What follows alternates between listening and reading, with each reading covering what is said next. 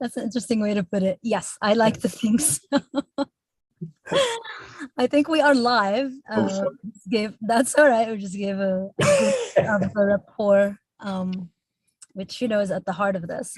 Let me pull out my notes. And indeed, we are live. All right. Good evening or good afternoon or good morning, wherever you're joining us from. I'm Maisel Beek, and I'm, as always, super happy to welcome you into our talk series, Screaming, Human Nature in Crisis, which is part of Warehouse 421 Curatorial Development Exhibition Program in partnership with our friends at BICAR, the Bombay Institute for Critical Analysis and Research. Today we have a very special talk planned where not only are we very lucky to hear from Professor Ben Ware, who is the co-director of the Center for Philosophy and Art at King's College London. The talk will also be discussed by philosopher and professor Frank Ruda, who teaches at the University of Dundee and the European Graduate School. I won't take a lot of time from the talk. What I'll do is I'll just start by introducing Frank, and then I'll leave it to you, Frank, to take it forward. So Frank Ruda is senior lecturer in philosophy at the University of Dundee, Scotland. He's also professor for philosophy at the European Graduate School in Malta. His publications include Reading Hegel with Egon Hamza and Slavoj Žižek, published in 2022 by Polity Press. They also include The Dash, The Other Side of Absolute Knowing with Rebecca Comey, published by MIT in 2017. Reading Marx with Egon Hamza and Slavoj Žižek in 2018, and a forthcoming publication, Indifference and Repetition. So without further ado from me, Frank, the floor is yours. Thank you so much, Mace, and thanks to all of you to just like join in and be part of this quite wonderful event. It's my pleasure to introduce Ben Ware. As we heard, he's co-director of the Center for Philosophy and Art at King's College London. He's also the author of Dialectic of the Letter, Wittgenstein, the Tractatus and Modernism, that appeared in 2015 with Bloomsbury, Living Wrong, Life Rightly, Modernism, Ethics and the Political Imagination, a book that appeared with Palgrave in 2017, and he edited Francis Bacon, Painting, Philosophy and Psychoanalysis, Thames and Hudson, 2019. He is, and I presume that we'll be hearing material that is connected to a forthcoming book, or to a book that is announced to come out with Verso in 2023 on the demanding and pressing and I think interestingly overdetermined and charged topic of extinction. Today he will present something under the title The Death Drive at the End of the World, from Anti-Natalism to De-Extinction. We will first hear Ben, then we will take a 5-minute break. Then I will try to come up with one minimally smart idea or association, and then we'll move into a broader Q&A, which I will try to not completely ruin, but moderately, genuinely moderate. There was a lot of moderate in this. I'm really happy and excited that Ben is going to speak to us, so I shut up now and give the floor to him. Okay, thank you, Frank, for that very kind introduction. It's a great honor to be introduced by you. Thank you, Rohit and Frank, again, for the very kind invitation to participate. I'm really delighted to be involved in this important series of lectures and discussions. I think the ongoing dialogue between philosophy, artists and curators is of supreme importance, in fact, and actually the book that I'm currently working on itself kind of evolved out of conversations I was having with artists and curators at the Serpentine Gallery back in 2019. So the material that I'll present today, as Frank already kind of suggested, is material from a new book on extinction that I'm currently working on. The material will actually be a kind of stripped back version of a draft chapter. But the ideas are very much kind of still in motion for that particular chapter of this particular work. So I'm very much kind of looking forward to any comments and criticisms in the discussion that might help me to think again about certain aspects, or to move things forward in any kind of way. So to dive in his 1915 essay On Transience, Freud describes a summer walk through a smiling countryside in which he and two companions, a taciturn friend and a young but already famous poet, discuss the beauty of nature. While the young poet admires the pastoral scene which he encounters, he cannot take any joy in it.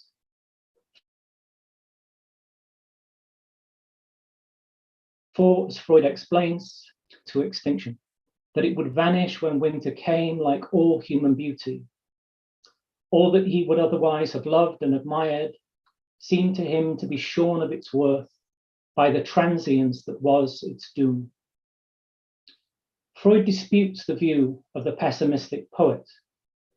For him, on the contrary, the transience of things increases the pleasure that we take in them. The fact that life and beauty, including the beauty of nature, are subject to time, decay, and eventual death, is precisely the source of their worth. While all of these points appear utterly incontestable to the psychoanalyst, he notices that they make no impression on either of his companions, and he is thus moved to make the following diagnosis. As Freud remarks, what spoilt their enjoyment of beauty must have been a revolt in their minds against mourning, since the mind instinctively recoils from anything that is painful. They felt their enjoyment of beauty interfered with by thoughts of its transience. The despondency felt by the poet and the friend in the face of natural beauty is therefore for Freud a kind of immature response. The young companions refuse to mourn, and this refusal constitutes a rebellion against transience and loss, both of which are constitutive of human reality. Originally composed as a tribute to Goethe, On Transience was written 15 months into World War I. According to one commentator, Freud strives in the work to work through his own lost illusions about self and world, performing an act of psychic repair. But what illusions exactly has the war deprived Freud of? And where does this process of repair ultimately arrive at? The close of the essay is revealing. The war broke out and robbed the world of its beauties, Freud writes. It destroyed not only the beauty of the countryside through which it passed and the works of art which it met with on its path, but it also shattered our pride in the achievements of our civilization. It robbed us of much that we had loved and showed us how ephemeral were many things that we had regarded as changeless. Mourning, however painful, comes to a spontaneous end. When it has renounced everything that has been lost, then it has consumed itself, and our libido is once more free to replace the lost objects by fresh ones, equally or still more precious. It is to be hoped that the same will be true of the losses caused by this war. When one is over, it will be found that our high opinion of the riches of civilization has lost nothing from our discovery of their fragility. We shall build up again all that war has destroyed, and perhaps on firmer and more lasting ground. Of key theoretical importance here, I think, are the essay's final 2 points. First, that mourning arrives at a spontaneous and definite end, at which point libido is free to be reinvested into new objects. And second, that once the period of war mourning is over, the status quo will hopefully be restored, this time on firmer and more lasting ground. There is nothing here then to suggest that mourning might involve a critical remembering of what has been, that it might require an ethical reevaluation of the subject, or that there might be certain losses, those incurred during a period of catastrophic world devastation, for example, which can only be worked through publicly by means of a collective re-envisioning of society as a whole. In short, there is nothing resembling a dialectics of mourning in On Transience. To take Freud purely on his own terms, however, there would appear to be a glaring conflict between the main philosophical claims of his essay, that transience and loss are essential constituents of human reality, that the fleeting nature of things is internal to their value for us, that the ability to mourn successfully is a precondition for achieving any kind of psychic fulfillment, and what the essay's conclusion actually performs: a rhetorical move against loss, a rush towards restoration, a resolute defense of the permanence of bourgeois civilization and its values, albeit a permanence that now has to be achieved through repetition. At this point, it's difficult not to be reminded of Adorno's barbed comment, which appears in the first part of Minima Moralia, written towards the end of the Second World War. The idea that after this war, life will continue normally, or even that culture might be rebuilt, Adorno writes, as if the rebuilding of culture were not already its negation. This is simply idiotic. While Freud appears at the end of On Transience to demonstrate a painful clinging to the object, a characteristic feature of his own description of melancholia, we might here make a more dialectical observation. According to Giorgio Agamben, the loss that is mourned in melancholia is itself a fantasy, designed to make an unobtainable or non-existent object appear as if lost. If the libido behaves as if a loss has occurred, Agamben writes, although nothing has in fact been lost, this is because the libido stages a simulation where what cannot be lost, because it has never been possessed, appears as lost, and what could never be possessed, because it has never perhaps existed, may be appropriated insofar as it is lost. What we therefore encounter in the conclusion of Freud's essay is, we might say, a spectacle of mourning for a fictional object, a noble bourgeois civilization, which exists only insofar as it can be treated as if it were lost. The political reality of what Freud mourns is, however, quite different, as Rosa Luxemburg makes luminously clear in her so-called Junius pamphlet, written in exactly the same year as On Transience. As Luxemburg writes, shamed, dishonored, wading in blood and dripping with filth, thus stands bourgeois society, and so it is, not as we usually see it, pretty and chaste, playing the roles of peace and righteousness, of order, of philosophy, ethics, and culture. It shows itself in its true naked form, as a roaring beast, as an orgy of anarchy, as a pestilential breath, devastating culture and humanity. So as if Freud can't prevent himself from returning to the scene of extinction, the topic makes a grand metaphysical re-entrance with his scandalously speculative theory of the death drive in his 1920 essay, Beyond the Pleasure Principle. For the sake of clarity, it might be useful to begin here by briefly recapping the key points of Freud's thesis. So the course of mental events is regulated by the pleasure principle, which aims towards maximizing pleasure where pleasure is defined as a reduction or a diminution of psychic excitation.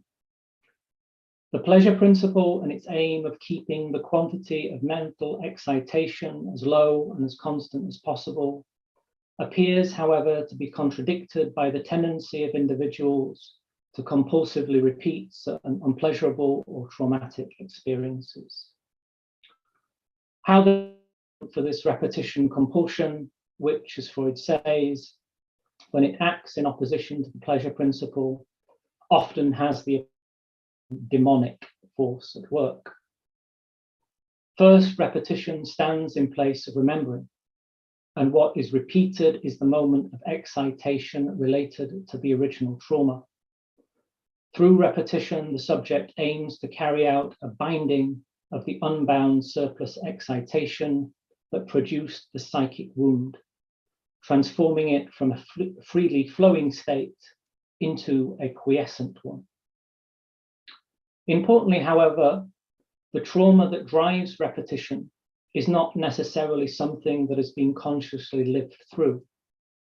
Rather, as Freud suggests, it is something that lies beyond the limits of possible experience, the interruption of an original inorganic state. A drive, then, as Freud goes on to say, is an urge inherent in organic life to restore an earlier state of things. It is a kind of organic elasticity which pulls the subject back towards the inorganic state that it once knew. In its clearest form, this hypothesis is stated as follows.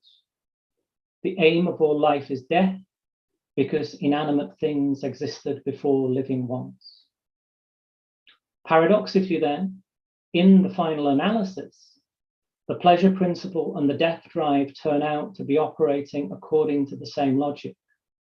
While the former serves the purpose of reducing tensions, aiming at a zero level of mental excitation, the latter marks the tendency of all life to return to the 0 point of the inanimate, a state of final repose. To the extent that the death drive in Freud's theory tends towards the absolute zero level of inorganicity, it might be read as a metabiological extension of the second law of thermodynamics, the so-called entropy principle.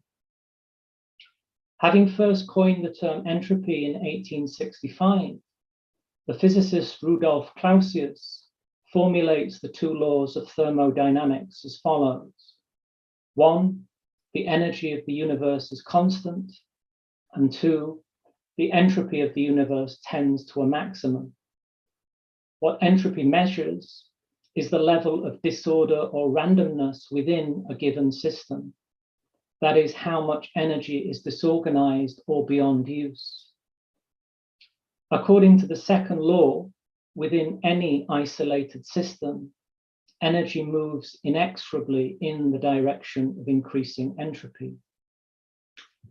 Commenting on the second law in Woody Allen's film Husbands and Wives, the character Sally, played by Judy Davis, says, second law of thermodynamics, sooner or later, everything turns to shit.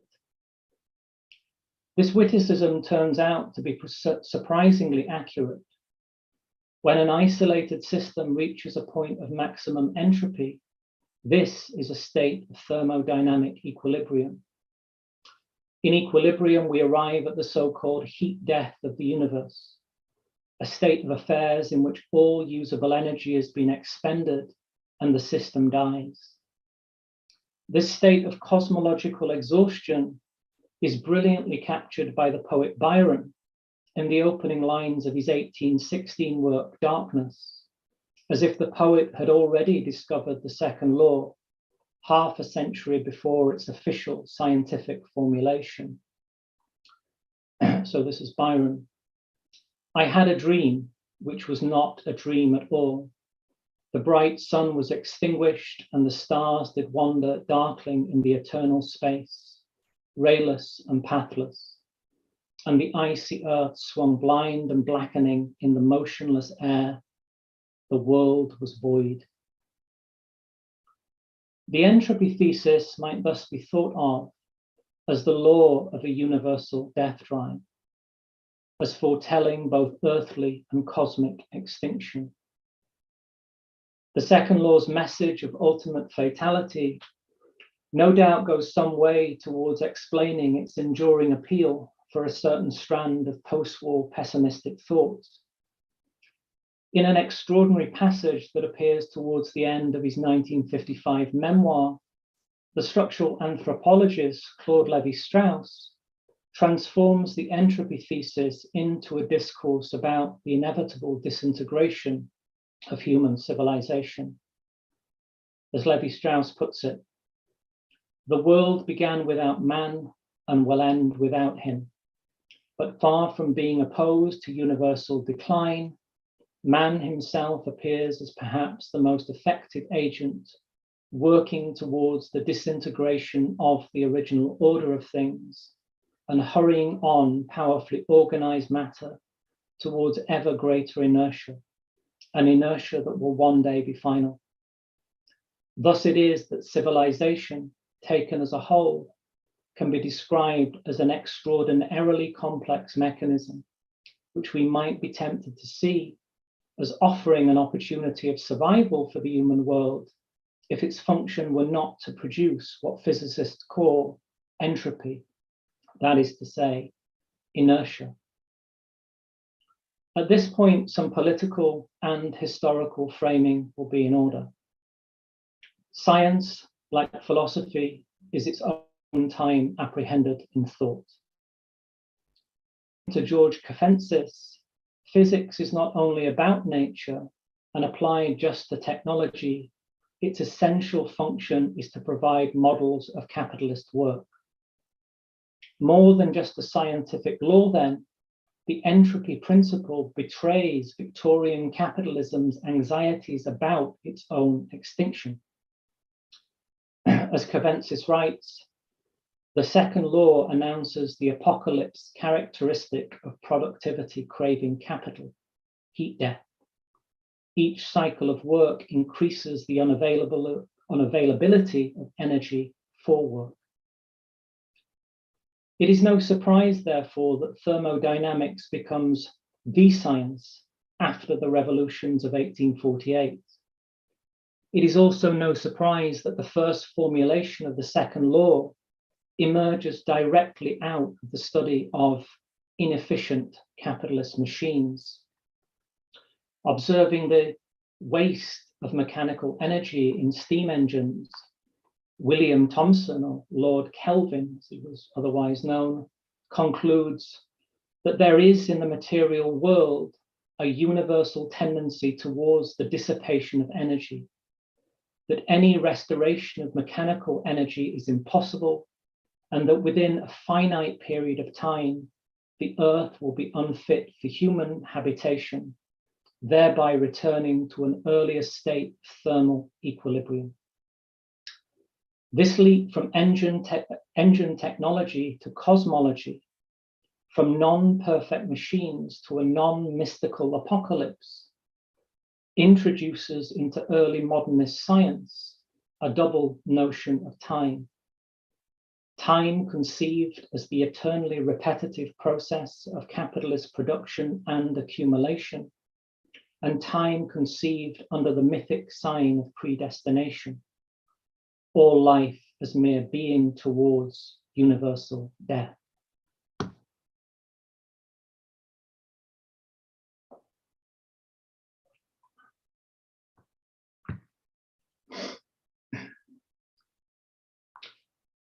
So the question facing us now then is how to read Freud's notion of the death drive dialectically against this background.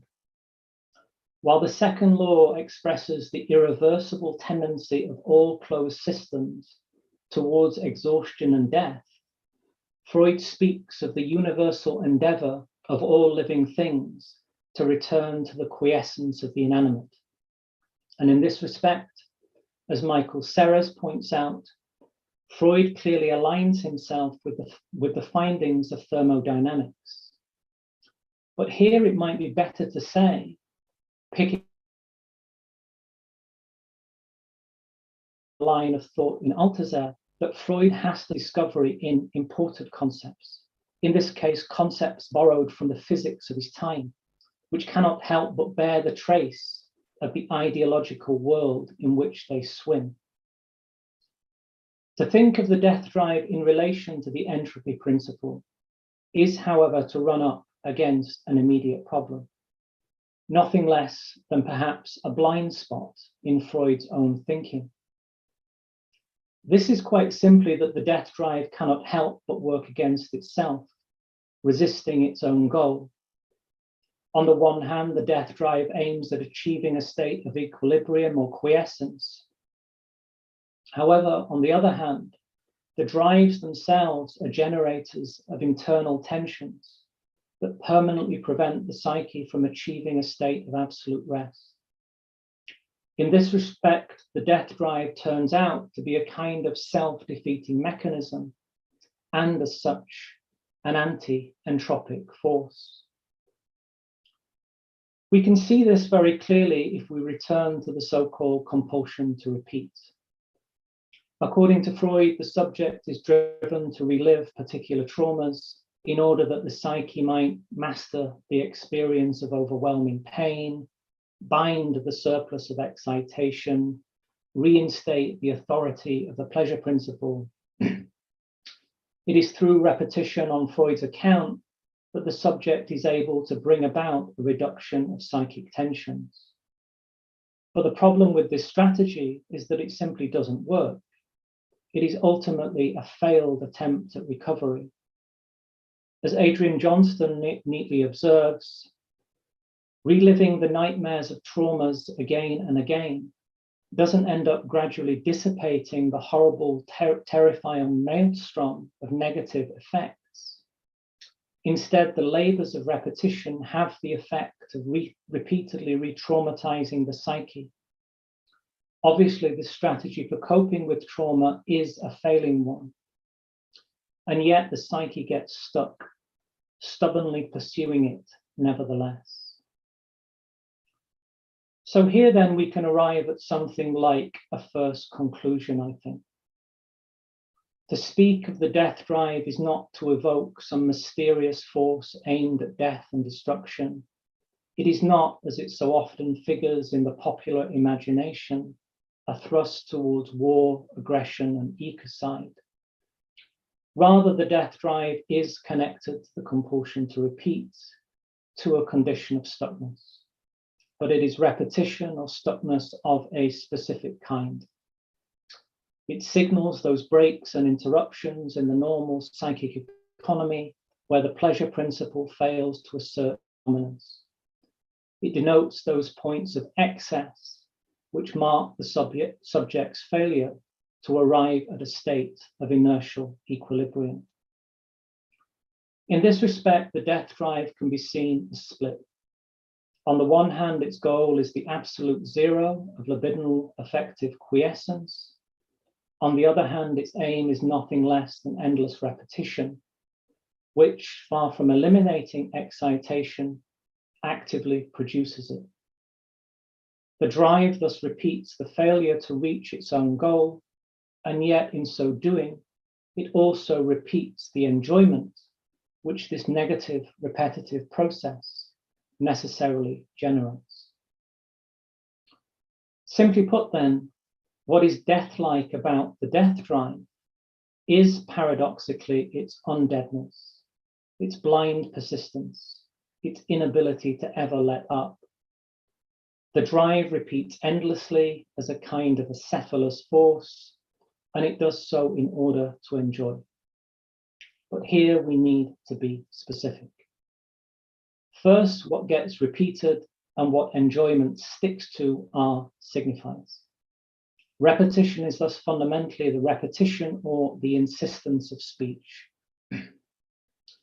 We get a neat example of this in Samuel Beckett's great play, Endgame, in the looped repartee that takes place between the blind Master Ham and his long-suffering domestic servant, Clove. At one point in the action, Clove states, "All life long, the same questions, the same answers. to which Ham responds, "Ah, I love the old questions. Ah, the old questions, the old answers. There's nothing quite like them." When Clove later asks, "What is there to keep me here?" Ham's reply is simple and direct. The dialogue, of course.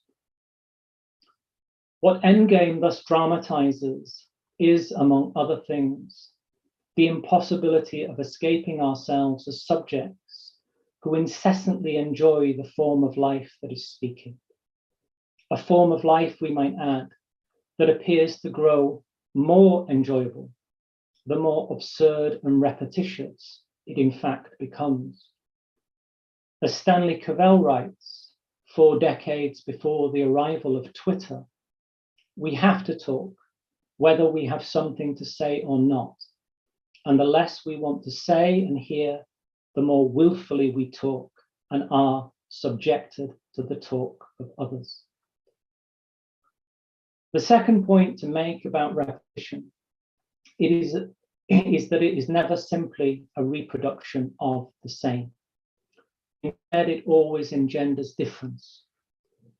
Repetition, as Lacan remarks, is turned towards the ludic, which finds its dimension in the new, opening on to the most radical diversity.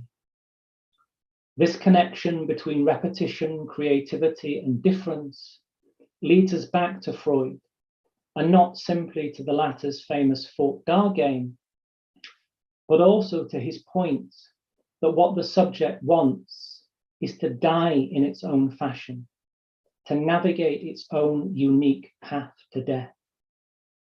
This, we should be clear, is not an impulse to self-annihilation, but rather a desire for singularity, a wish to die differently, which is to say, a wish to keep repeating and enjoying one's own symptom in one's own way, right up until the very end.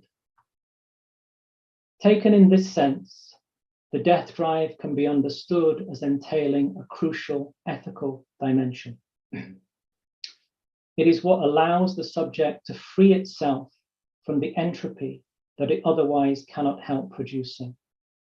It is the very excess of life which makes it possible for the subject to proclaim, as Eric Santner notes, drawing on the famous words of Frank Sinatra, "I did it all my way." So we might now take a further step, a leap, and to pose the question of the death drive's specific relation to capitalism. In what ways does the death drive become visible today in an era of converging catastrophes? How does it express itself when the biological foundation upon which capital rests has been pushed towards the brink, and when the social bond appears to have been utterly trashed? We might turn here to 2 examples, 2 specific modalities of the contemporary death drive. First, anti-natalism, the view that the human species is morally obligated to bring about its own extinction by refusing to procreate. The ecological variant of this position argues that voluntary human extinction is necessary in order for nature to flourish. And second, de-extinction, which we might speak of here not as the resurrection of extinct species or the drive towards immortality, although I have things to say about that elsewhere, but rather as the revival of certain organs of political, historical, and social imagination.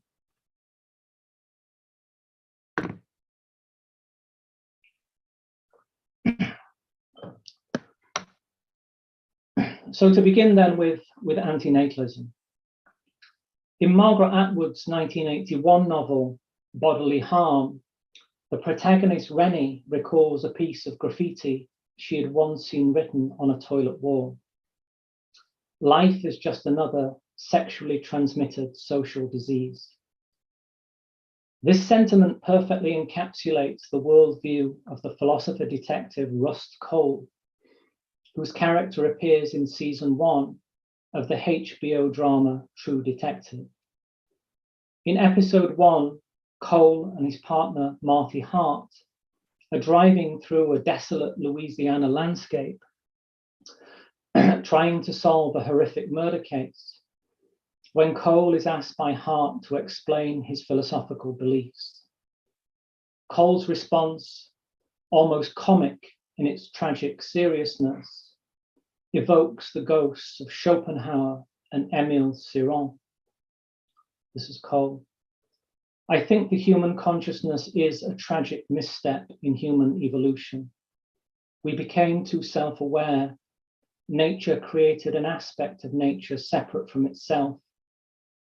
We are creatures that should not exist by natural law. I think the honorable thing for our species to do is to deny our programming, stop reproducing, walk hand in hand into extinction, opting out of a raw deal.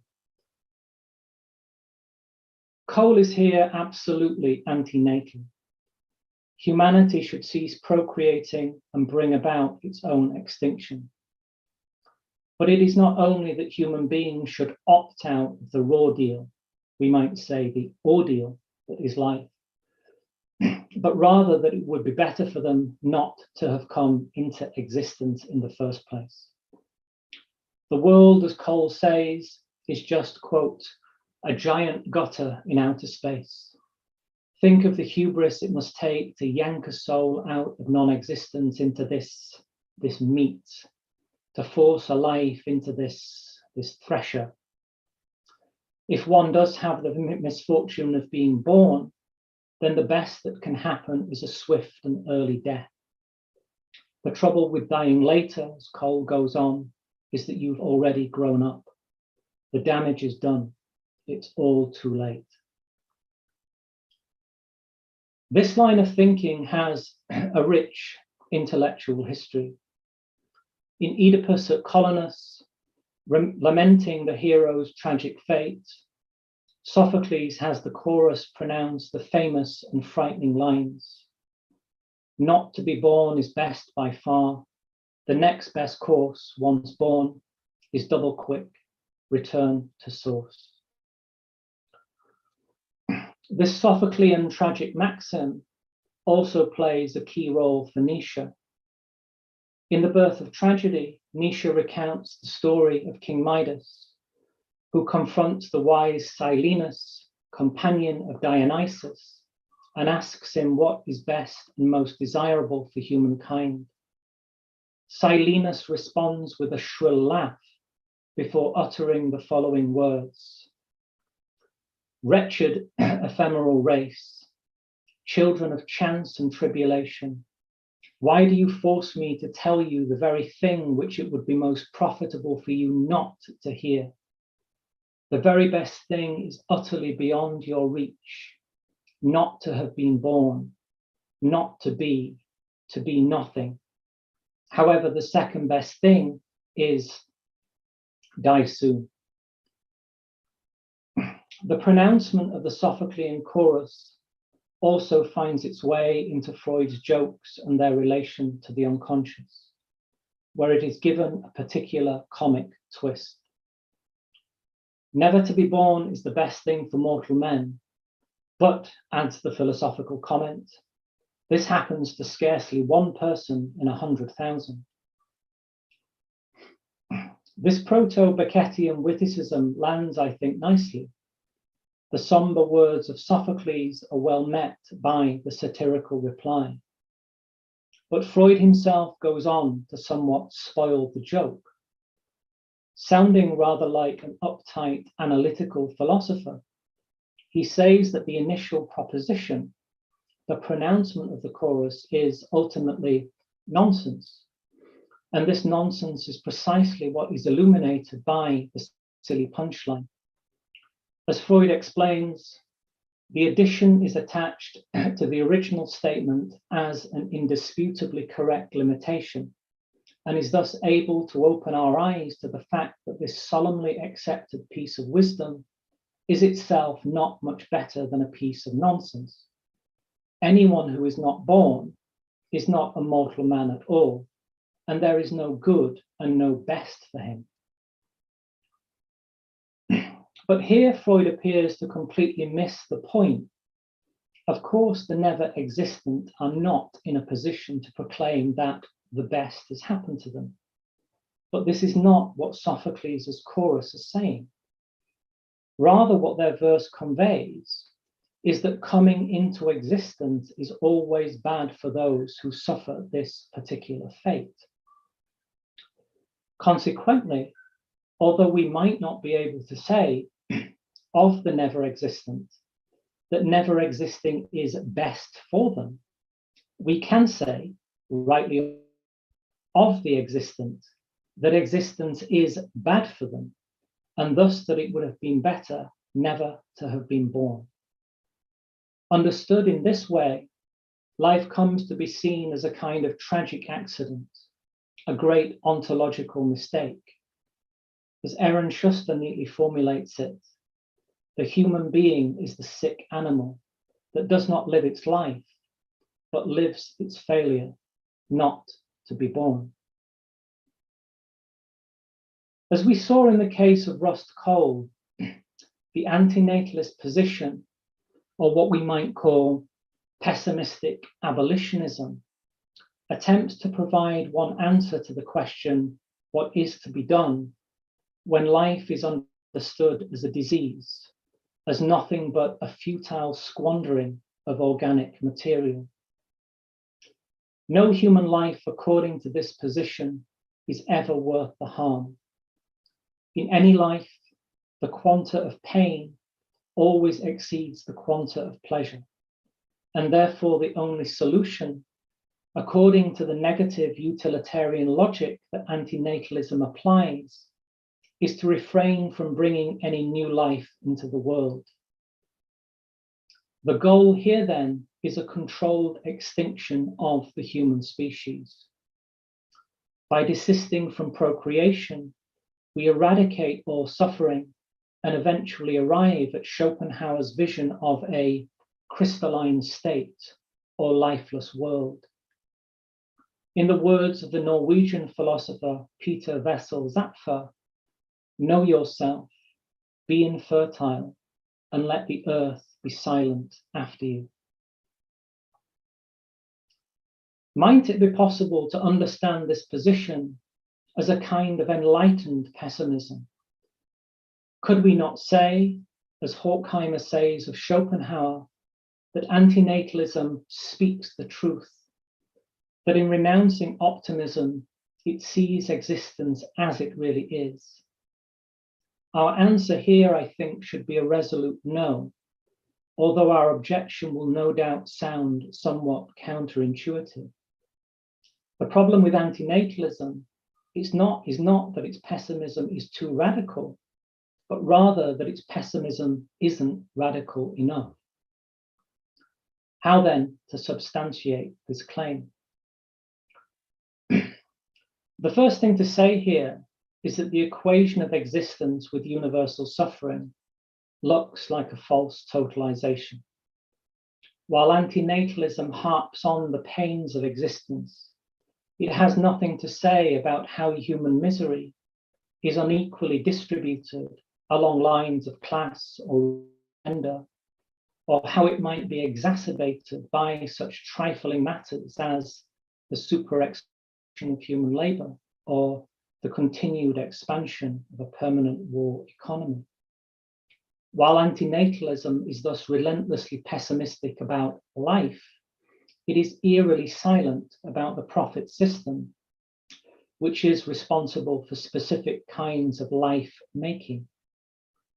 Its ideological starting point is to present reified human relations as the natural condition. Life just is, to paraphrase Schopenhauer, a business that does not cover its costs. But the problems with antinatalism go further still. In addition to its apolitical pathology, it is also blind to the dialectics of human desire. According to the antinatalist, the human subject is incapable of attaining any real or lasting pleasure or happiness and this makes life an ultimately worthless enterprise. But the thing about pleasure and happiness, of course, is that they are rarely what they seem. In Beckett's Endgame, to return to that wonderful text, Ham, a kind of anti-natalist figure himself, opens with the line, "Meter play, can there be misery loftier than mine?" This is a wonderfully ambiguous formulation. On the one hand, Ham is asking whether it's possible for anyone to suffer as much as him. On the other hand, he is announcing the absolute superiority of his own suffering, a superiority which he very clearly enjoys.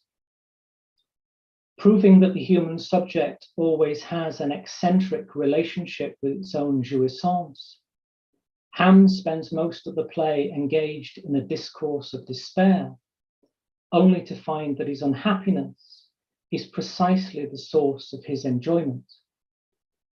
Unhappiness, we might say, always has a hole in it, and it is through this hole that happiness and enjoyment emerge as a kind of libidinal leakage or affective ooze.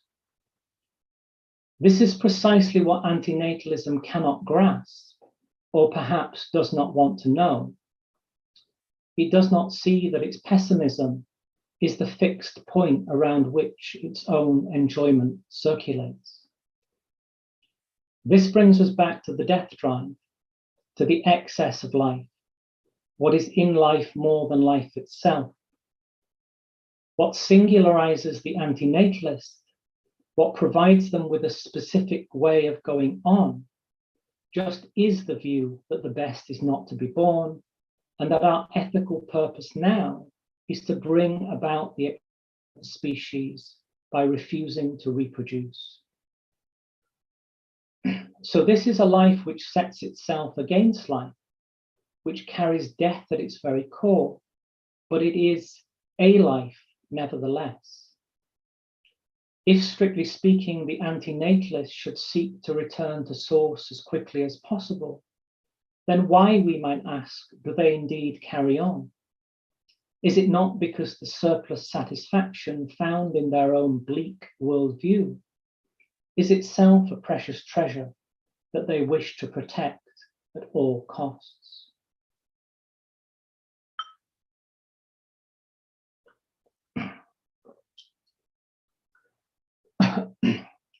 So if pessimistic abolitionism, the variety of anti-natalism we have just been discussing, sees existence as bad primarily for the person who exists, then ecological anti-natalism views human existence as bad for nature. At the beginning of Nina Paley's short film, Thank You for Not Breathing, Les Knight, founder of the voluntary human extinction movement, argues that the recovery of the Earth's biosphere depends upon the human species being allowed to die out. In the same film, Reverend Chris Corder, leader of the Church of Euthanasia, says that, quote, "We are treating the earth like a cigar. We are smoking it, and at some point there is going to be nothing left but ash.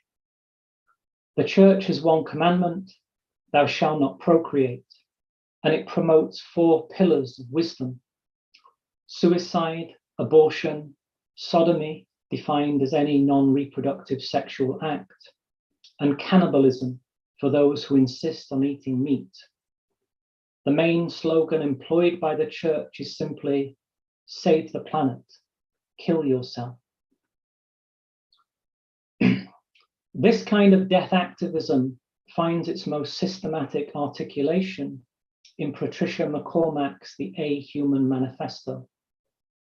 According to McCormack, the death of the human is a necessity for life on Earth to flourish. As the world groans under the weight of the parasitic pestilence of human life, human extinction presents itself not only as a logical solution, but also as an ethical one. Quote, "The death of the human species is the most life-affirming event that could liberate the natural world from oppression, our death would be an act of affirmative ethics, which would far exceed any localized acts of compassion, end quote. End of the anthropocentric world through self-extinction, refusing notions of futurity grounded on the idea of the special child, is for McCormack a form of secular ecstasy. It opens up the void that is a voluminous everything and wants for absolutely nothing. So I think there is an interesting unity in disunity that links this dark Spinozian ecological anti-natalism with Lee Edelman's polemical no future thesis. For Edelman, contemporary social relations are organized by the imperatives of reproductive futurism, in which the image of the child serves as the horizon of every acknowledged politics, the phantasmatic beneficiary of every political intervention. The child, he argues, quote, has come to embody for us the telos of the social order and come to be seen as the one for whom that order is held in perpetual trust. So what would it mean then to refuse the child as the emblem of futurity's unquestioned value? How might one say no to what Edelman calls the fascism of the baby's face? Edelman suggests an antinatal, antisocial, future-negating queerness, one involving an unconditional fidelity to jouissance and the death drive. Edelman's ostensibly radical thesis reveals itself, however, to be problematic in at least two respects. First, playing fast and loose with Lacan's ideas, it conceives of the death drive simply as pure negativity, a negativity which opposes every form of social viability and undoes all ideas of the future. If such a reading is crudely undialectical, blind to the death drive's generative potential, then this theoretical misstep also has political consequences. For if the death drive, embodied in Edelman's figure of the centon-osexual, really does take delight in exclaiming "fuck off" in the face of the future, then this begins to sound like rather strange polemics at a moment when the human species has, in Tom Van Doren's great phrase, arrived at the edge of extinction. This event already produces a new temporal landscape beyond the fantasy of reproductive futurism, one characterized by a slow unraveling of intimately entangled ways of life that begin long before the death of the last individual and continue to ripple forward long afterwards, drawing in a range of living beings in a range of different ways. No future, indeed. Edelman's articulation of queer negativity bears a curious resemblance to Marx's famous description of capitalism in the 1848 manifesto. Uninterrupted disturbance of all social conditions. All fixed, fast, frozen relations are swept away. All that is solid melts into air. All that is holy is profaned. This leads us directly to the second problem with Edelman's thesis. For him, liberation from futurism consists in voiding every notion of the general good, refusing any backdoor hope for dialectical access to meaning, and relinquishing the cruel optimism that attaches to all political projects.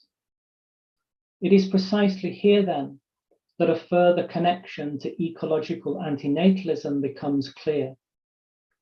Neither position can think how things might be beyond the future as mere replication of the present. Both positions, in their different ways, have been absorbed by the infamous neoliberal slogan, "There is no alternative." Symptoms of the revival of the end of history narrative and lacking any political proposal beyond pitting a minoritarian vanguard against the mass of normie breeders, both philosophies offer only a sublime negativity, a negativity which ultimately mirrors the auto-destructiveness of capitalism itself. It might be said that only those who have a future in the first place have the luxury of flirting with the idea of rejecting it. Those reduced to nothing by the profit system are in fact highly unlikely to desire the liquidation of the future, or indeed the wholesale extinction of the human species. Returning specifically to ecological anti-natalism, we might ask, in a final cranking of the philosophical gears, what actually grounds the desire for human auto-extinction?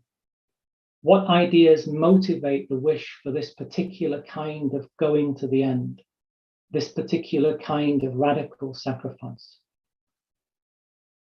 The first thing to say here, I think, is that the ecological anti-natalist appears to be suffering from the specific Western pathology that is species shame, linked in this specific case to the hypothesized advent of a new geological epoch, wherein the effects of human civilization are said to have completely altered the planet's ecosystems. Thus understood, voluntary human extinction becomes a response to the arrival of the so-called anthropocene, a kind of necessary self-punishment for what is perceived to be exploitative, ecophobic humanity, the destructive anthropos.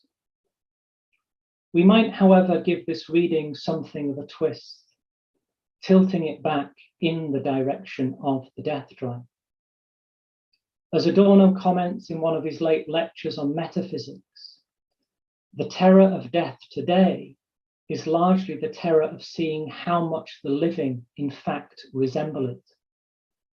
There has been a change in the rock strata of experience, Adorno goes on. Death no longer accords with the life of any individual. There is no longer an epic or a biblical death, the reconciliation of life as something rounded and closed in itself, with death as its final punctuation. This is no longer possible today.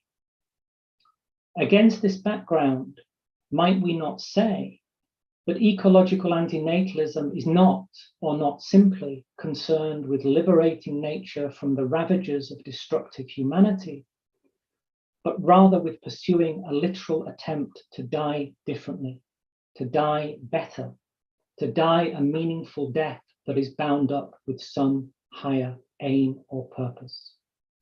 In the words of Beckett's Ham, to think perhaps that life won't have all been for nothing. The paradox here, of course, is that the anti-natalist turns out to be acting just as affirmatively as any other worldly human subject, perhaps even more so. The affirmation of species annihilation is just as heroic as any form of tech utopianism that claims that it too can solve all of nature's problems. But there is something finally rather comic about antinatalism's incessant talk of death and the ethics of dying, for it overlooks the fact that we are, in one sense, yet to be born, still living in prehistory, as Marx famously points out. As Adorno comments, we cannot assume that humanity already exists. Progress would be the very establishment of humanity in the first place, whose prospect opens up only in the face of its own extinction. The realization of this prospect, then, involves a particular kind of de-extinction, a revival of what Frederick Jameson calls, quote, the organs of political, historical, and social imagination, which have virtually atrophied for lack of use, muscles of praxis, which have long since ceased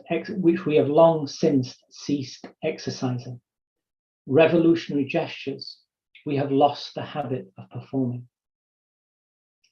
The shift here then is into the zone of politics proper, and it hinges upon the recognition that only the negation of this world, a world of converging catastrophes, ends the prospect of the end of the world, understood here not as a sudden death, but rather as an incremental decay, the slow unraveling of intimately entangled forms of life.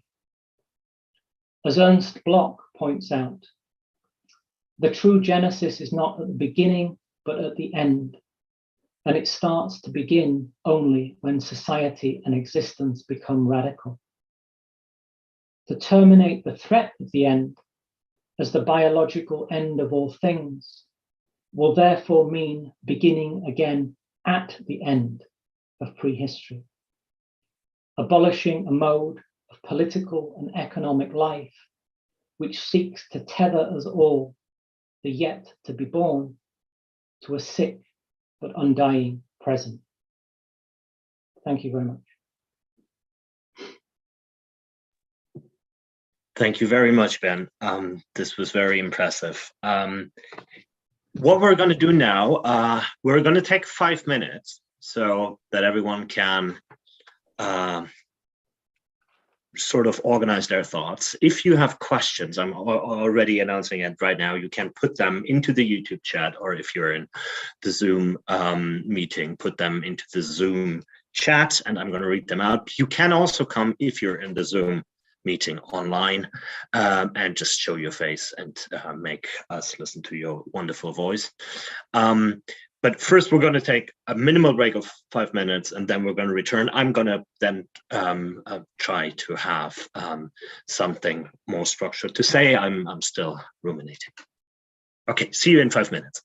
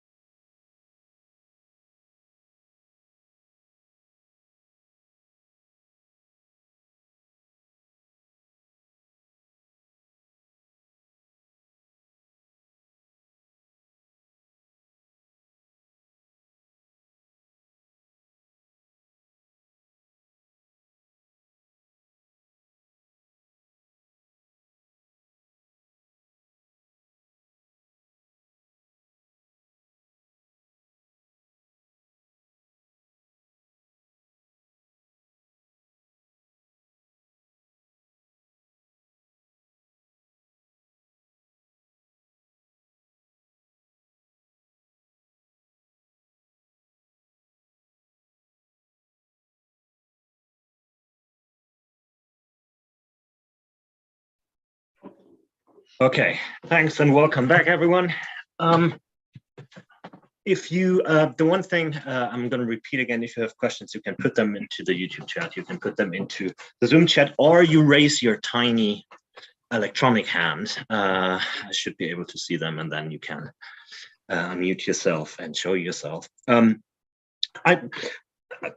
Thanks, Ben. I really enjoyed this, and I really thought you're making amazingly important points. Maybe I can begin with one thing, which I think is a very with the claim with which you ended, that there is a difference that we need to make between, let's say, the determinacy of acts of negation, one could say, right? I mean, if one ends this world, it means something totally different from ending the world. And the motivation for ending the world should be minimal, right? Because it is not necessarily bad to have a world, but it might be really bad to have this world. I mean, it looks very bad to have this world. I think it's interesting because one could say already Marx's account of what it means to end this world is an account of a double act of negation, one could say, right? I mean, the proletariat doesn't want to abolish the bourgeoisie, but it wants to abolish a world where there is a proletariat, right? So in some sense, the proletariat wants to self-abolish itself, but it's not a dream of suicide, right? It's not a suicidal act in the sense in which it's not a sacrificial act. I mean, that would be a strange kind of rephrasing it, but it means to negate that specific organization of negation that manifests in the proletariat, let's say, as a symptom of this world's organization.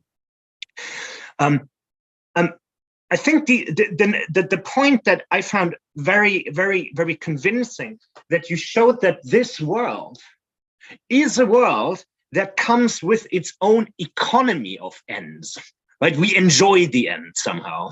And we enjoy the end because this world operates strangely with ends without ends, right? Everything seems to end, but endlessly. We seem to be stuck in ending, in fantasies about ending. And this is not only Hollywood catastrophe movies or end of the world, and certainly there are differences. I would like to hear your opinion on Melancholia as the von Trier film, because this seems to be doing something, because you touched on the Melancholia morning question or distinction at the beginning.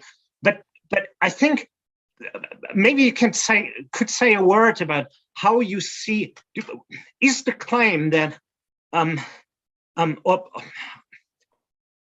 does one need to rethink that ending something can just be a way of sustaining it, right? Sustaining the given state of things.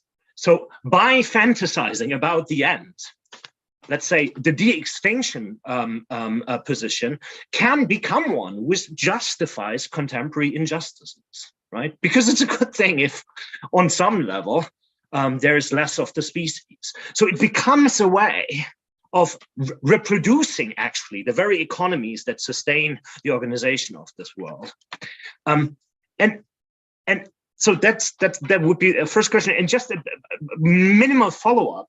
I think the reason why this world is problematic and has to end, or must be transformed and fundamentally changed, and this is something that someone like Alain Badiou has pointed out, because it is inherently worldless, right? It is a world which is so constituted on the basis of segregation and separations and divisions that it is not a shared universal world anymore, right? It's a privately accumulated, appropriated world which rests on seclusion. So the ending of this world is the constitution of a world, one could say, right? That would be the universal dimension that is linked in this specific type of ending something.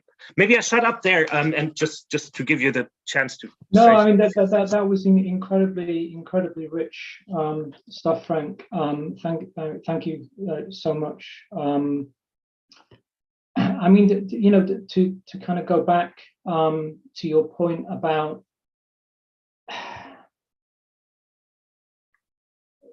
this idea that we kind of seemingly inhabit this kind of world of catastrophe without end.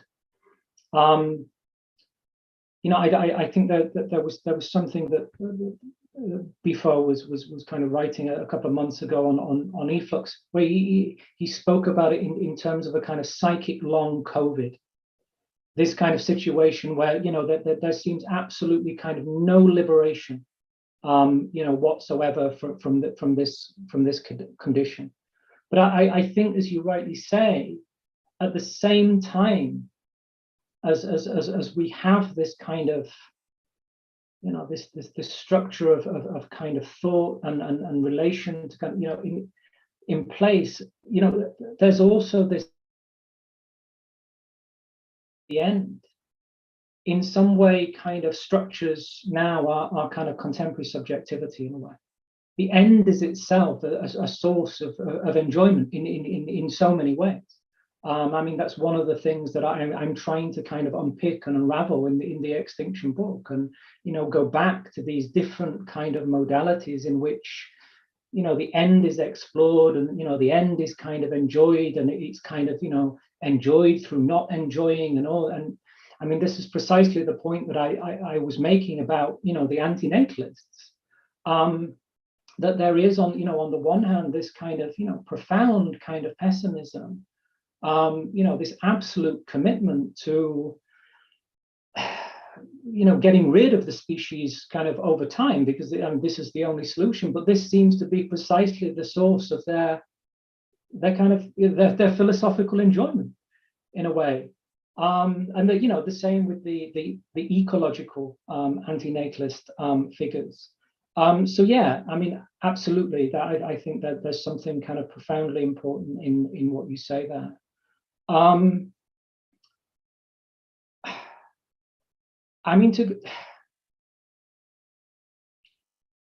I guess there is a point, and possibly a problem with this idea of what it actually kind of means to end something, and to end this world.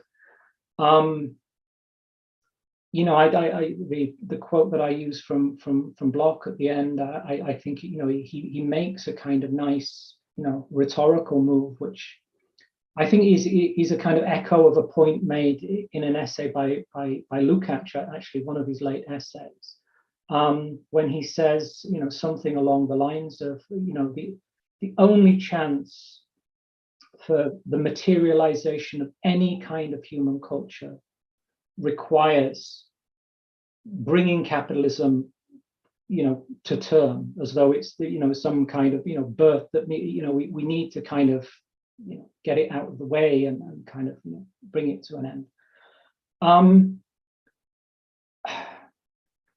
But you know, I guess the problem that I have with this myself, and you know, this is, you know, something that I kind of turn to, or try to turn to in the final chapter of the book, is what exactly would this process actually entail now? I mean, you kind of, you know, you mentioned kind of, you know, Badiou. I mean, where does this change, where does this transformation actually kind of come from? I mean, in theory, it, you know, we can talk about it in terms of this, you know, eventual kind of, you know, transformation, or, you know, some kind of, you know, sublime kind of rupture. But who's carrying this out? You know, I guess it goes back to the old question of, you know, who is the agent of kind of history and kind of all the rest. But I mean, I think this is it remains a profound problem for the left today when thinking about these kinds of issues, because, you know, of course, if we're really serious about this, you know, beginning again from the end, then, you know, how exactly is this going to take place? But at the same time, I think that there is a kind of, if this is not putting it too strongly, a kind of ethical and political duty to stick to that, rather than, succumbing to these, ideas about, I don't know, kind of, zero growth, or these kind of liberal solutions that kind of, seem to, I mean, they, in a way, these kind of, liberal demands that the system should change in some way are even kind of more utopian, I think, than the revolutionary position, in a sense. No, I think that makes perfect sense. And in this sense, one could say somehow the De-Extinction, like the Edelman position or the anti-natalist, is too optimist structurally, right? Because they think there is a subject of that transformation, right? I mean, it's just us. We just have to learn what the inherent consistent inference is from all the damage, I don't know, we experience, all the pain we experience, all that we're doing. And so I mean, maybe, so it is almost like couldn't one say it is a bit somehow similar to the situation? And I think this is why you were right. I mean, when you stressed, I mean, or I find it very convincing to stress, especially the inherent economy of time and the economy of the future, because the future with which is calculated in the last two positions that you criticized is one which is already, in some sense, formally predetermined as a future in which nothing will change ever, right? It's just like directly the repetition. So it is the past. One could say we're already living in the future, right? Because the future is the past. There is, and hence somehow the question then becomes: is there ever a proper present? That I think that has something to do with the prehistory question, right?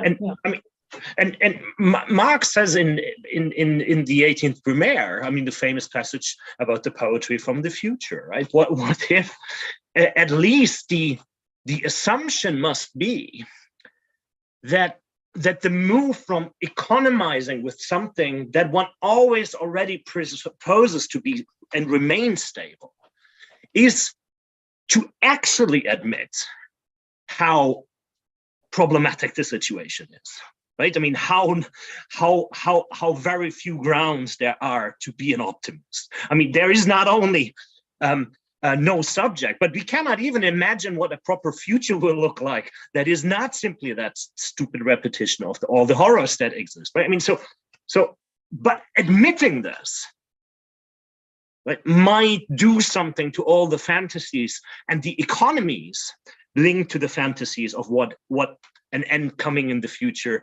an end of, let's say, our wrongdoing, an end of the given ways. Might be, because this fantasy economy that plays a crucial role, it seems to me, in the reproduction. I mean, this is also how you described it, right? Weirdly, they want to end it, but somehow they reproduce it. Yeah. I know. I think that's absolutely right. I mean, just going back to this, this whole question of kind of how do we, or how do we collectively, bring something to an end, and thinking about that in these kind of temporal terms that you suggest. I mean, I'm very taken by that idea that one finds in Benjamin, that there is a sense in which revolutionary work is, and I think Marx actually says this as well, that revolutionary work is, in a sense, the completion of old work. It's the completion of unfinished work. So, we shouldn't necessarily think that we are, having to start from this kind of ground zero, position. There is a kind of temporality that kind of, as Benjamin would say, moves into the future, precisely by kind of, moving backwards simultaneously in order to kind of complete this unfinished work, this unfinished kind of revolutionary work. And I think that's a profoundly important way of thinking about this whole kind of dialectics of revolution and change and kind of ending things. Thank you so much. We had a hand from Ritika. Ritika, do you want to come in?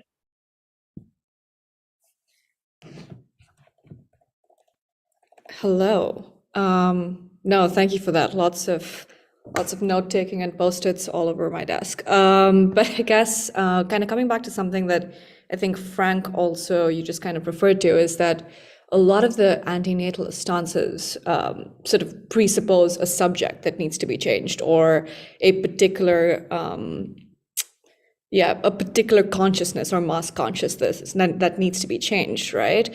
But I'm kind of thinking over here, kind of coming back to like Lee Edelman and all of those sort of the people and the perspectives you put forward, and coming to, I guess, his idea of, say, the child as a visual signifier or like a visual code or symbol within our culture for a reason for reproductive futurism to kind of persist and to sustain itself, right? And this sort of queer resistance to that, which is, I mean, I would say it's a very like cis gay resistance specifically, than like a queer resistance overall for sure, and that's been debated quite a lot.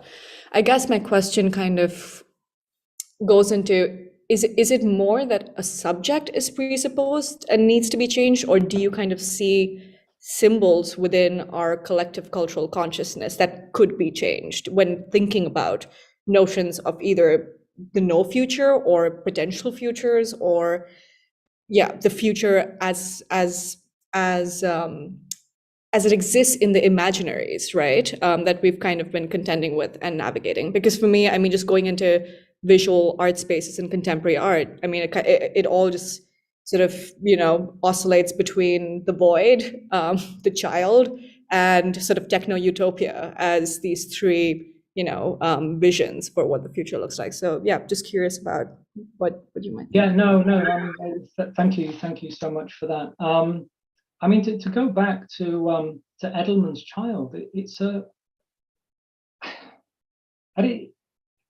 it seems to be a very kind of strange use of the child to me. I mean, it kind of, this idea that the child just automatically kind of embodies the future, or what he calls kind of reproductive futurism. I mean, this is not the child that it emerges in Freud's early lectures on sexuality, for example. It's not that, I mean, the child that Wittgenstein speaks of in his notebooks in the 1930s, when he says something like, if one wants a glimpse of all the kind of, the chaos and despair and, of the world, just listen to a child cry. So I think, this idea that, that the child is kind of what kind of grounds kind of reproductive futurism. And then, Edelman kind of wheels on this figure of the Santom-osexual, as you don't know. I mean, kind of, mobilizing Lacan's idea of the Santom as this kind of unanalyzable kind of, kernel of the subject, that kind of, the Santom being, the thing that kind of binds together the three registers of the real, the imaginary, and the symbolic. And this that the queer, as it figures in Edelman via the kind of the Santom-osexual, has this kind of privileged access to jouissance, and that this is the way in which kind of the future, the reproductive futurism gets in some way kind of unraveled or kind of dismantled. I just find the thesis kind of incredibly kind of problematic. I mean, to come to your second point, which was specifically, I mean, what was the question about? Does the subject need to change, or? It was more about, do you see a potential change kind of occurring in what usually happens in these visual codes of the future, which for me, I mean, just how I perceive it, kind of tend to, shift between, say, well, not the child, but like this sort of idea of reproductive futurism, I suppose, and the techno-utopian, and then kind of this melancholia or this void or this abyss when we come to kind of thinking about futurity itself. Yeah.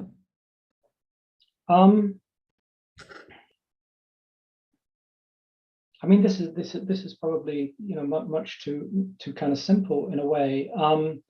But I guess one of the points that I was making there towards the end was this, you know, this kind of idea that the subject kind of changes precisely through the engagement with political activity, and arriving at a certain point of political clarity when the idea of kind of what is to be done or what needs to be done becomes clarified for the individual.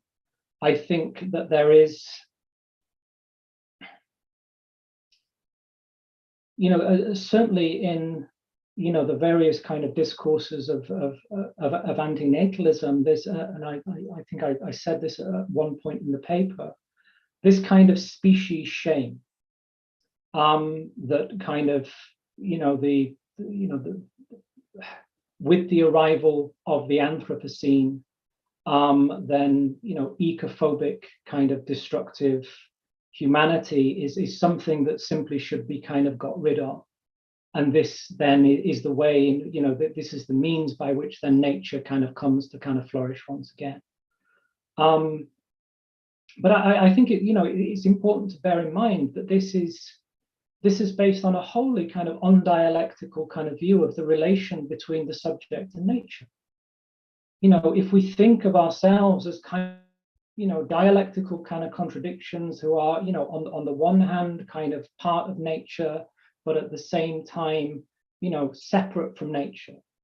I think, you know, Adrian Johnston has some, you know, nice material kind of, you know, around this where, you know, the subject might be thought of as, you know, nature's kind of otherness that it produces kind of out of itself, or as kind of human subjects, we are the thing that is in nature more than kind of nature itself.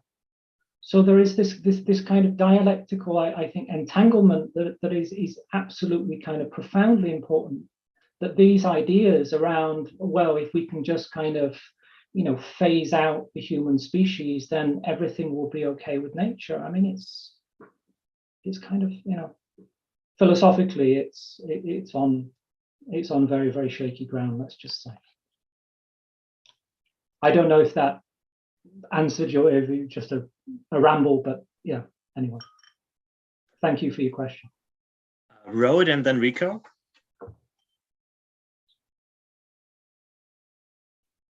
Yes, thank you so much, Ben. Thanks, Frank. Thank you, Ben, for that extraordinarily thoughtful talk. I'm also still, my mind is churning. It's thinking with you. So thank you for doing that to it. I think I want to. It's sort of a comment / question. I know this can be sort of annoying, but there is a question, and I'll try and specify it at the end of my comment. And it might be an impossible, but there's something about humans, and here I want about humans. I think the particularity of the unconscious that we have, you know, this unthought known that might, like, as you know, that is the unconscious, the question mark that humans, I think, are born with, that void, right? There's something about humans that always gives us a second chance, right? Benjamin, I think, refers to this as, I might be misquoting him, but as catastrophe or crisis, as the emergency brake, or the, you know, the handbrake of history, right? It's catastrophe, crisis. The brake on the runaway train, I think he puts it. Yeah. Exactly. Yeah. So, but this is obviously a very different argument than the accelerationist argument, which is like, you know, sort of a, maybe if I'm getting De-Extinction right, you focus on anti-natalism, but the accelerationist argument, which is that thank God for catastrophe, because then we can get on to not being catastrophic. If everything just crumbles on its own, if if Donald Trump is elected president in America, then the world will destroy itself and we can get on its own. Kojin Karatani made an argument after Fukushima, which I think is a bit different than this acceleration, which is, okay, Fukushima happened. Now let's look at this as a possibility to build communism, right? That's very different than the accelerationist argument, and I think this touches on sort of what Ritika was asking about, whether it's a subjective, whether the subject has to transform, or whether it's the sort of symbolic universe that has to transform. So here, like, I want to just ask you, this might be again an impossible ask. What I see repetition to be, right, an end. So this goes to, like, you know, sort of your discussion with Frank, right? Like obviously the end, like the end should not be repeated, right? The end should be the end of repetition. Right? It should be the end of repetition. As somebody who's just come out, we've talked about this of pneumonia. Like I think I've quit smoking. You know, it's not a very easy, like as a very heavy smoker. You know, I always thought I was quitting smoking every time I smoked, right? Or had a cigarette. You know, but the end, I think like what I understand Hegel to mean by the end is the end of repetition, right? Deleuze, of course, says that repetition itself will take care of ending and beginning, right, on its own, outside of subjectivity, right? It has nothing to do with the subject. It's a machine. You know, desire is a machine. Desire to end, and the actual end is a machine that'll take care of good ends and you know, a good ending, right? To bad repetition, right? I guess I want to ask why, like, so what is it about us as humans who are privileged with constant second chances? Every catastrophe is a second chance for us, right? I don't know whether this exists for animals or plants or whatever, you know, whether they get second chances or not. But somehow, thank God, you know, we've been born with an unconscious, and we get second chances with every catastrophe. Humans do, right? But why do we keep missing that encounter? Right? Why do we keep repeating the missed encounter, to use Lacanian parlance here, right? Maybe you could say something about, again, the impossible ask, just answering that question. Why do we keep missing that encounter? Why do we keep repeating the missed encounter? And also, you know, say something about nature, right? I mean, we are humans. Humans are nature, right? Human nature, right? But could you say something about missed encounters in nature? But that's all I have. But I really appreciated your talk very much, and thank you so much. No, thank you, Rohit. There's an awful lot there, but yeah, very, very important and interesting stuff. A couple of things immediately come to mind. This idea of the relation between, I guess, catastrophe and, as you put it, a second chance. Or this, you know, the possibility that, you know, catastrophe might open up some kind of space for the new. I'm reminded of just the first thing, I'm just free associating a little bit here. The first thing that comes to mind is the essay by Blanchot on the apocalypse is disappointing, that Alenka has that really, really nice paper on. Which, of course, you know, the thesis of which you'll no doubt be aware of, but, you know, this kind of idea that only in the face of kind of, I mean, Adorno makes a similar point. I mean, I quote that towards the end, that, you know, it's only in the face of extinction does this idea of kind of humanity, you know, present itself in a sense. You know, only in you know, when faced with this catastrophic loss, does the idea of some kind of collectivity in fact emerge? So I think there is an important kind of dialectic there. 1 second, Ben. Sorry, I'm sorry to interrupt you because your thought process here, because you are thinking on the spot.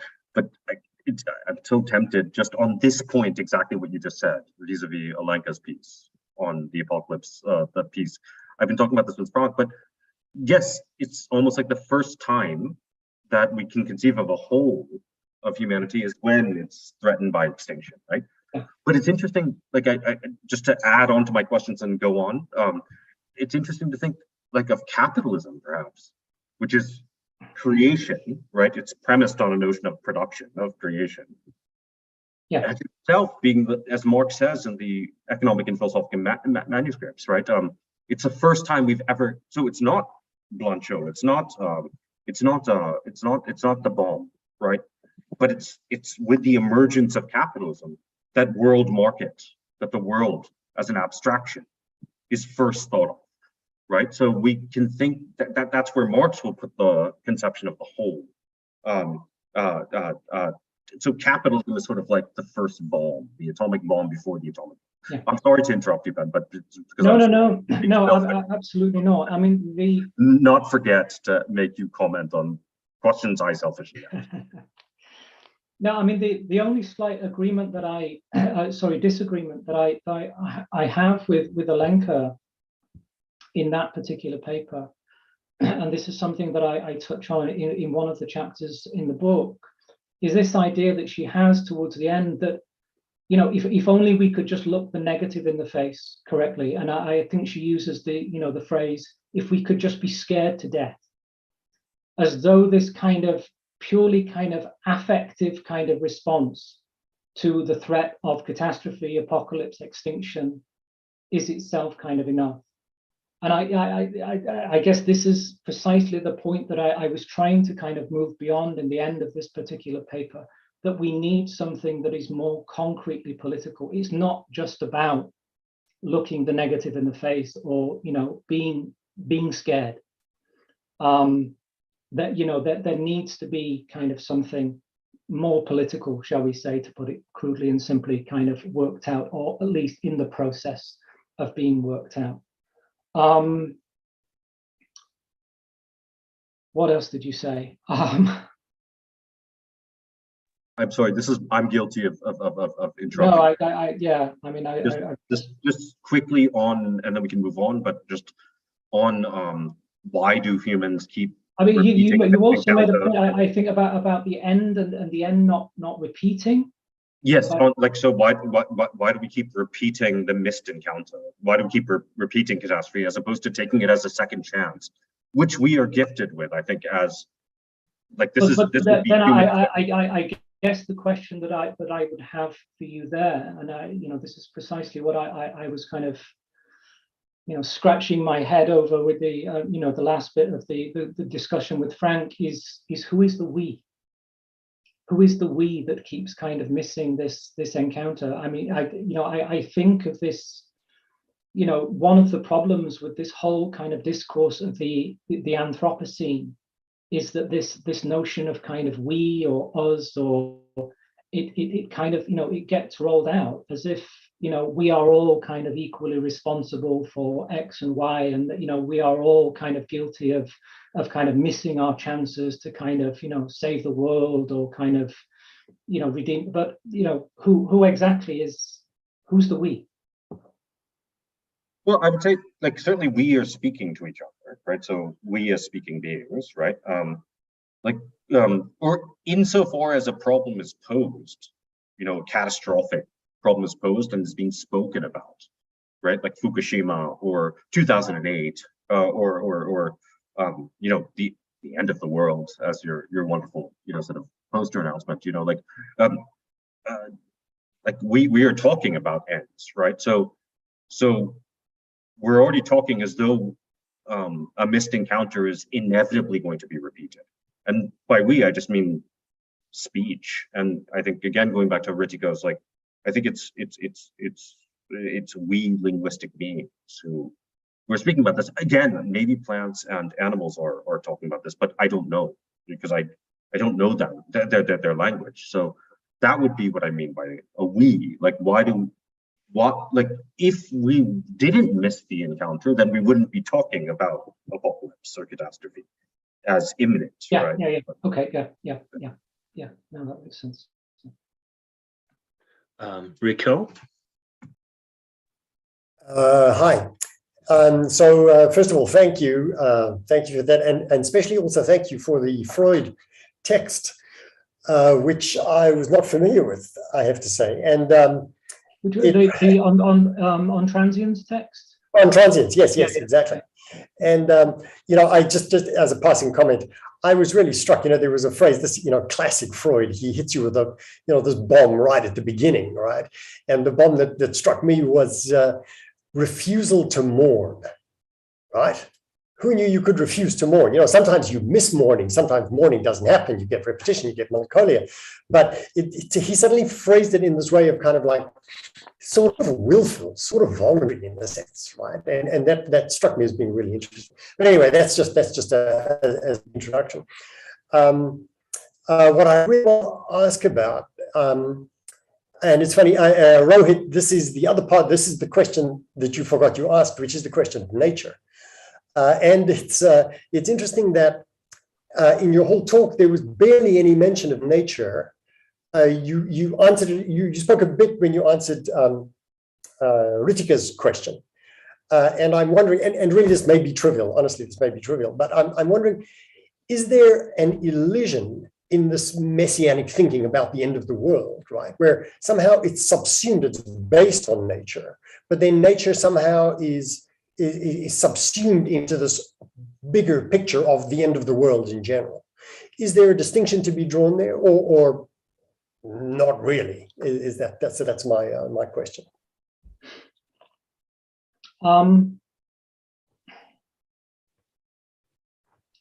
I think I mean, just speaking with respect to the new book as a whole,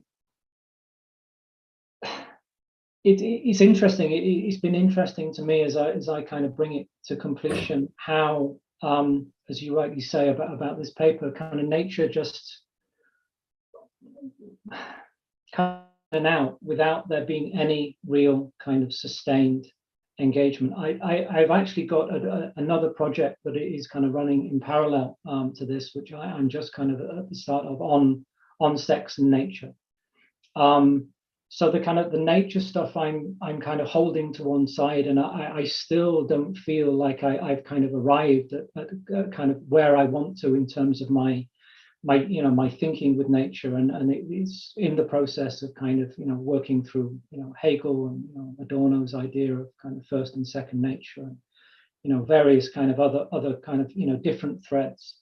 So if one is looking in the current book for a sustained philosophical psychoanalytic engagement with nature, one isn't going to find it in this particular text, I have to say. I mean, I don't know if you can see behind me that there is an entire kind of book trolley full of books about nature and philosophy that I'm in the process of kind of working through at the moment. So I think key to the way that kind of nature is being explored in this kind of current project is in relation to this kind of dialectical kind of idea that the human is the thing that is, as I said before, kind of in nature, kind of more than nature itself, but which nature kind of produces in some sense kind of out of itself.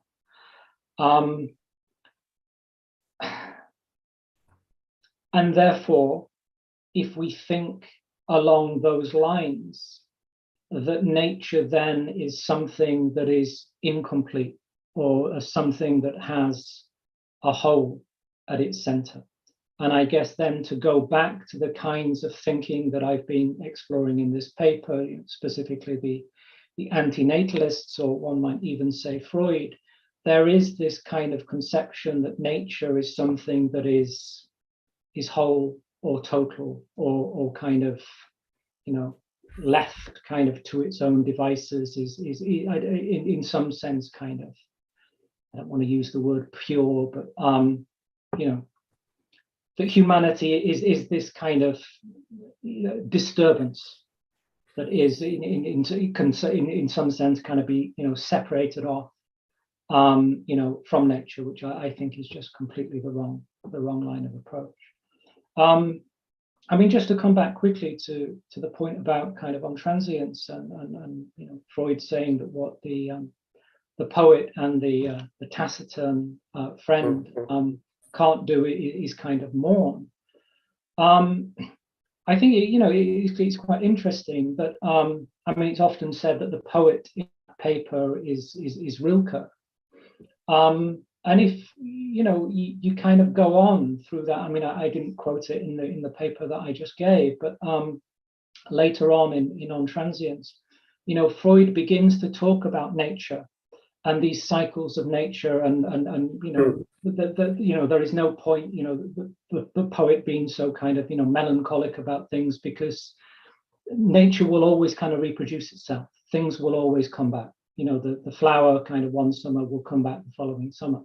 And I guess now, given what we're living through, given these this climate catastrophe, or however one wants to kind of frame it, Freud's position begins to look like a very kind of extreme form of kind of eco-political naivety in a way.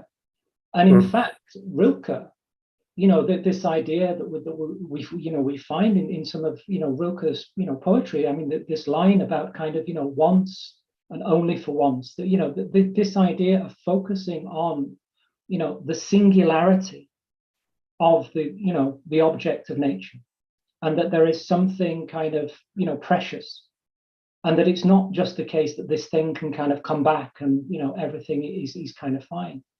So I think that there is a sense in which this this poet that Freud is kind of disparaging, looked at from the contemporary perspective, might in a way outdo Freud in his thinking about nature.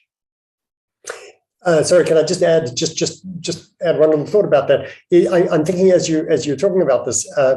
So, in the absence of a religious apocalypse, right, where you can conceive of the end of the world as being the end of the world, if you don't adhere to that, then Freud and Rilke. I mean, now we've got this notion of a catastrophe where everything will end, a nuclear explosion, and next year's flowers won't come back, right?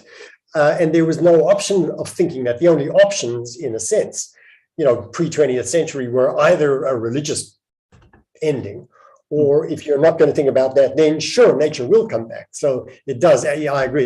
As you said, it really does look very naive. Absolutely. Great. Thank you. And I think it's it's important to have this this kind of sense that the catastrophe has in one sense already taken place. I mean, when one kind of goes back to the work of somebody like Günther Anders, there is this this thought experiment that Anders kind of proposes to act as if the worst has already happened, or act as if the catastrophe has taken place in order for it not to be so. But then I think the question that I'm kind of grappling with in this book is kind of, well, no, because the catastrophe has in fact already happened. So how then, where do we situate ourselves then, philosophically, politically, and kind of all the rest? It's not this idea that, let's kind of hypothetically put ourselves into this position in order to prevent the worst. It's, the worst is in a sense kind of already here. Already here, yeah. Okay, we have two more final questions, Lena and then Krishnapriya.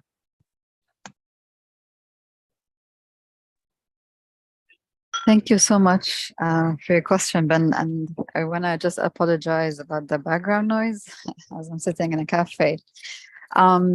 There's so much really to think about, especially also like this dark mode of how we have been thinking with you, or like, while you're listening to you. And so I was just really thinking about this concept of or the notion of ending, canceling the human species. So it's kind of like, as you say, it's believed to end the Anthropocene age.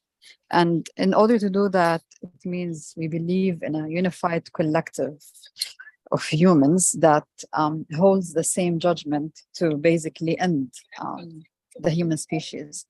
So doesn't this death itself like proposes or puts weight on like a reliable human solution here? And I'm just really thinking about this cut, the separation between human and nature. So this means that nature itself here becomes unreliable. And maybe you have like, would you like to comment on that? I'm just really thinking out loud on this. I mean, when you were talking about the, I mean, was your reference to the anti-natalist figures who think that the Anthropocene can be brought to an end through voluntary human extinction? Was that who you were referring to? Or? Yeah, absolutely. Yeah.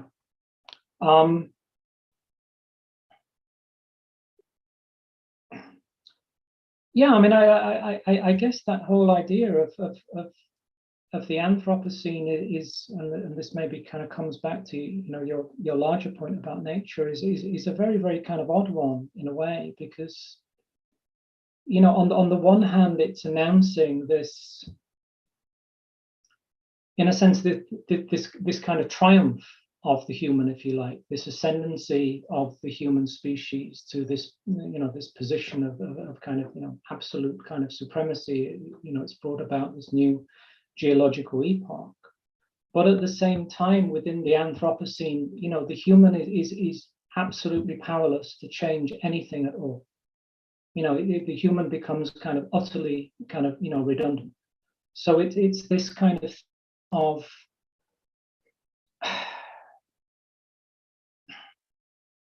the human being trapped in where simultaneously it's both kind of all powerful and has no power to change absolutely kind of anything. And I guess one way of thinking about ecological antinatalism and these ideas of kind of auto-extinction is this kind of last throw of the, if one accepts the Anthropocene kind of thesis, then ecological antinatalism becomes the last kind of throw of the dice where human agency is concerned. We can do something. What can we do? We can kill ourselves. And I think, this comes back to what I was saying about, Adorno and these, ideas of a kind of, a heroic death, a meaningful death. This idea that it might all have, it might not have all been for nothing. We can do something within the Anthropocene. What is it? Extinction. It's a very, very strange logic, but an interesting one. Okay, Krishna, please. Yeah, Ben, thank you so much for your presentation. There's really a lot to think about here, but I just want to quickly sort of think about something that you mentioned in your paper, which is, the notion of privilege that's associated with, being able to take the antinatal position, and particularly, here thinking about say mass sterilization and forced sterilization and things like that. So I was just thinking if you can sort of can you elaborate on this, and in a sense this is also thinking about the question of we and sometimes it becomes very difficult to think about the to sort of zoom in and zoom out, and how do you sort of when some ideas and terms are sort of stretched, then how do you talk about very specific notions where there are worlds within worlds? Yeah. I mean, just to pick up on that first point that you made about antinatalism and maybe some connection to sterilization and these kinds of eugenic kind of practices. Anti-natalism, I mean, from what I understand, very much kind of puts the emphasis, certainly the ecological kind of variant of anti-natalism, the emphasis on this idea of voluntary human extinction. So, that there is no kind of compulsion, if you like, for humans to kill themselves, or the introduction of any kind of these horrendous, problematic practices. I mean, the one thing that does come up repeatedly, and I mean, this comes up in the anti-natalist kind of non-ecological stuff. I mean, the great kind of exponent, I think I call it abolitionist kind of pessimism. The one kind of recent exponent of that is a guy called David Benatar, who is a South African philosopher who has a book called something like Better Never to Have Been. But there is a thread connecting that kind of philosophical antinatalism and the ecological variant, which is, I mean, I find it incredibly problematic, is overpopulation. And Benatar has this point that even kind of, one person on the planet is one too many. And then, yeah, I mean, this comes up, time and time again in the Patricia McCormack text that I quoted from the A Human Manifesto, that there are simply kind of, too many people kind of on the planet. I mean, as a Marxist, I find this very, very kind of problematic. But at the same time, in theory circles, people are trying to kind of I know people, are trying to kind of re-legitimize this debate in some way. The argument being that, talking about overpopulation has been taboo for too long, and we now need, on the left, in progressive circles, we need to have a kind of serious debate about it. I mean, I think that's incredibly problematic. But yeah, I mean, this seems to be a major kind of thread that links all forms of antinatalism, this view that there are simply kind of too many people on Earth. Thanks, Ben. I lied, but not consciously, so it's technically not a lie, but we have one last question. So it was just a wrong announcement. Ramisha, please.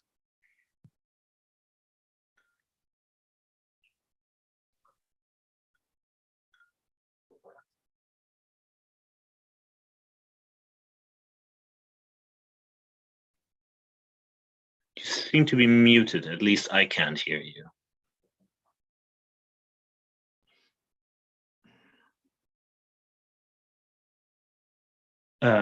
Yeah, I can't hear you either, Ramisha. So. Ben, I don't know if you can. No, I can't. Can you hear me now? Yes, it works. Yeah. Now. Just a comment.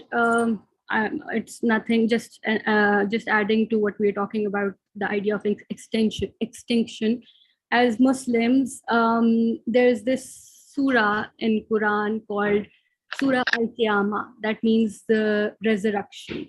And we are born with this acceptance of Earth becoming the Earth just compiling and killing itself. So I'll just